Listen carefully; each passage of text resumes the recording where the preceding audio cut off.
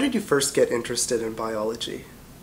When I was growing up, my parents took us out on a lot of nature walks, and they also took us camping. So we spent a fair amount of our summers outdoors, and I really got to enjoy learning about the plants and animals that lived in the areas we were at. And then when I got to my freshman year at high school and I took a beginning biology course, I discovered that people actually studied this for a living, and I thought that was great.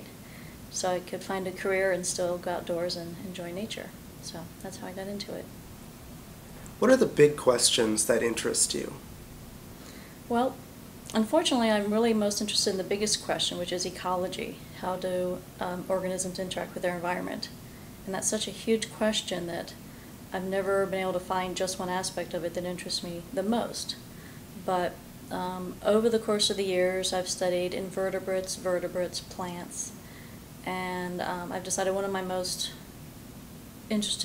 organism I'm most interested in is amphibians, because of the fact that they live at this transition zone between land and water, and they have to be able to deal with both, and they're very vulnerable to changes to their environment.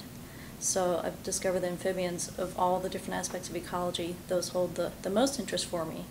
But again, those are just one organism, so they don't really answer the whole question. So I enjoy studying many different organisms.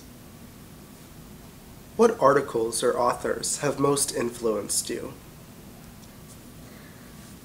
One author comes to mind as my most favorite, and that would be Nico Tinbergen. He was one of the first ethologists, which is the old-fashioned word for animal behavior. And he did basic studies of animal behavior that I found very interesting.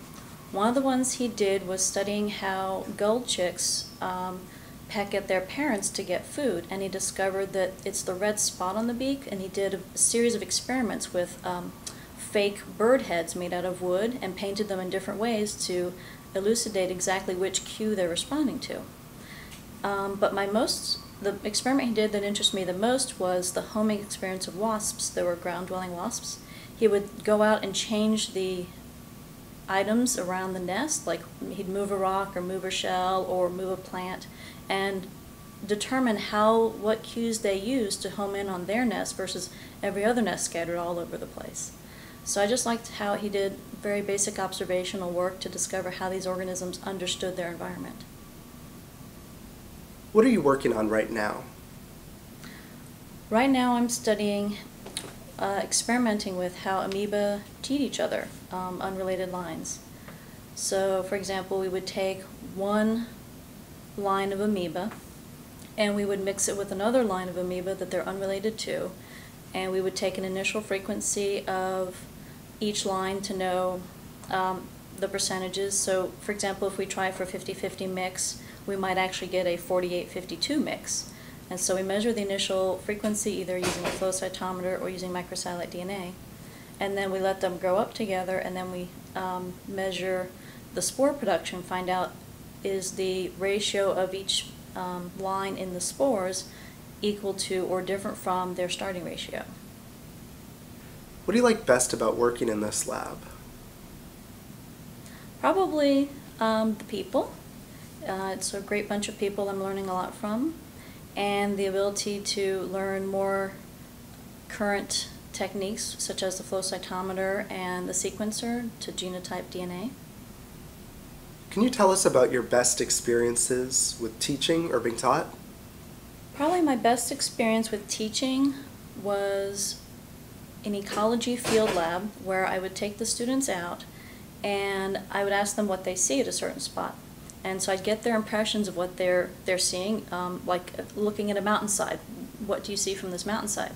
Well, then after they've had a chance to get their own impressions, I tell them more facts about the mountainside and I point out cues that they've missed.